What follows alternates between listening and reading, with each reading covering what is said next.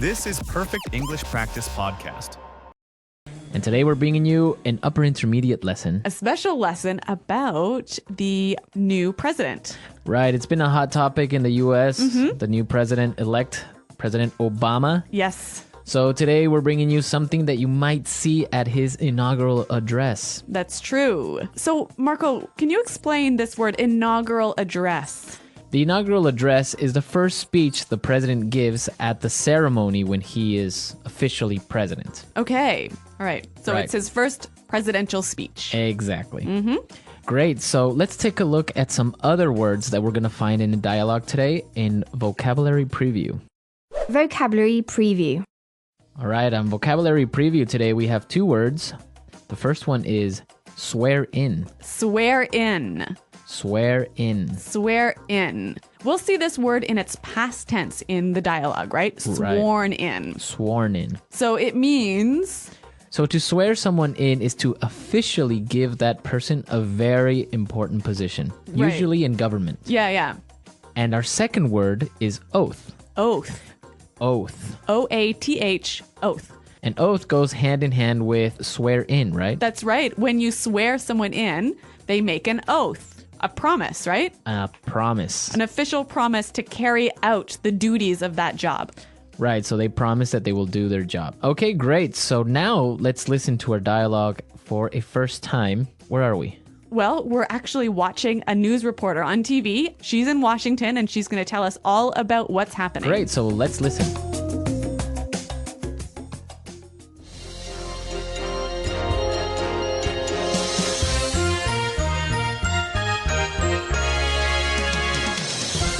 This is Madeline Wright for BCC News reporting live from Washington, D.C., where very shortly the new president will deliver his inaugural address.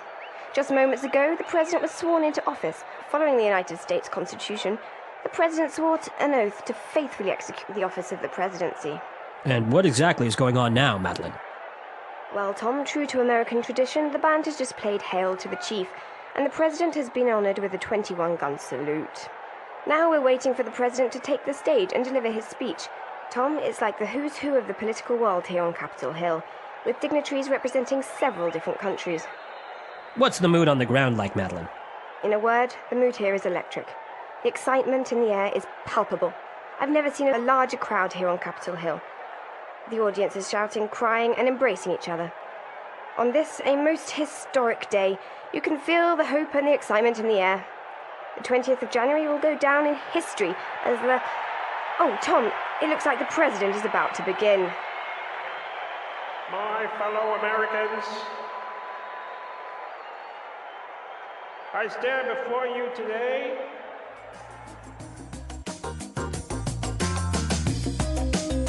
Okay, some technical problems at the inaugural address. Yeah, I certainly hope this doesn't happen. Well, if it does, you heard it first at English Pod. Predictors of the future here. Okay, let's take a look at language takeaway. Language takeaway. On language takeaway today, we're bringing you four words. The first word is deliver. Deliver. Deliver. Like deliver a pizza. No. Let's listen. We've got 3 examples that will show the meaning of this word. Example 1. Who's going to deliver the welcome speech? Example 2. I've been asked to deliver a presentation on the findings of our research project. Example 3. Dr. Rosen is delivering a lecture on macroeconomics. Okay, so deliver a speech. Say a speech. To say a speech. Yeah, So you wouldn't say a speech, you would say deliver a speech. exactly. Okay. Okay, our second word for language takeaway, the who's who. The who's who. The who's who. So this is a funny expression, hey? It's kind of weird. The who's who is the important people in a particular field, right? Right. So, for example, there was a party last night and the who's who of the film industry was there. Whoa, so all the important stars. And directors yeah. and all that stuff. Okay. You could also say the funeral was like a who's who of the political world. Okay, so all the important political figures were at this funeral. Exactly. Let's move to our third word. Dignitaries. Dignitaries. Dignitaries. Dignitaries. Okay, we have some great examples so you can understand what this word means. So let's listen. Example 1. Several important dignitaries were present at the opening ceremony, including the President of Brazil, the King of Spain, and the Pope. Example 2. There are going to be a lot of foreign dignitaries at the dinner. So basically, we can understand that dignitaries are really important people, right? Right. Important political or religious figures. I see. All right. Now our last word for language takeaway, palpable. Palpable. Palpable. Palpable. When something is palpable, it's so strong you can feel it. Okay, so it's a very strong feeling. You can almost touch it. Yeah, like the excitement was palpable or the fear was palpable. Okay, interesting word, palpable. Let's listen to our dialogue again, and now let's try and listen to all these words we just talked about.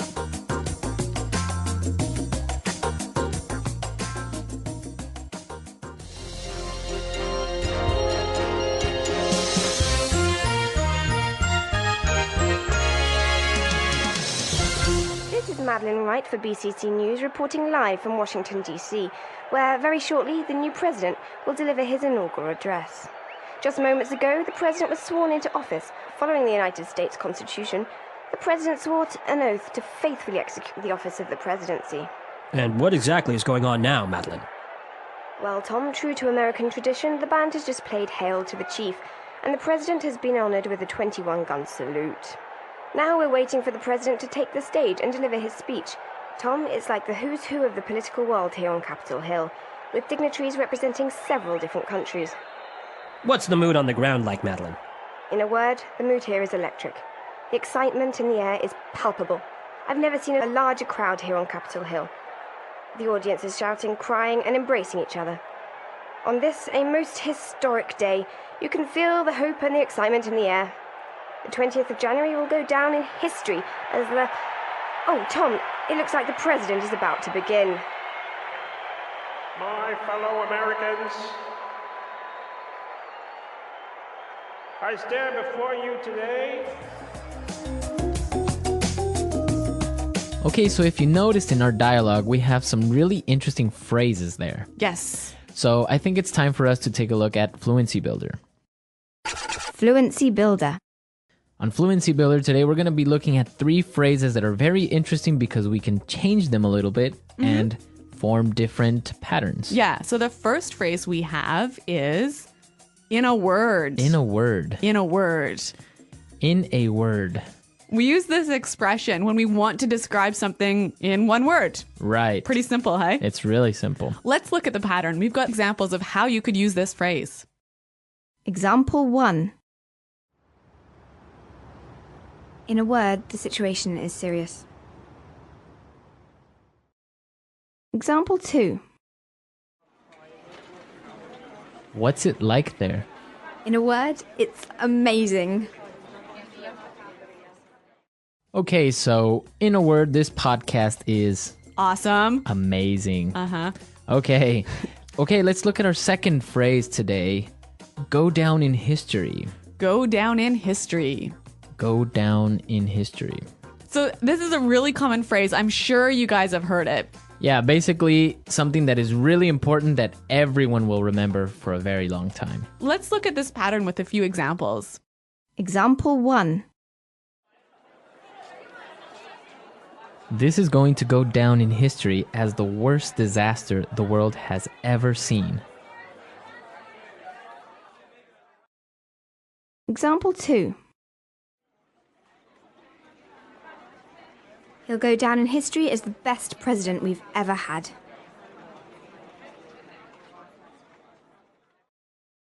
Example 3.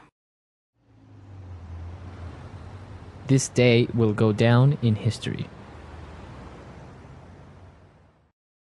Okay, so as you can see, the pattern is we're using a superlative. That's right. The most, the best, The biggest, the worst. the worst, right?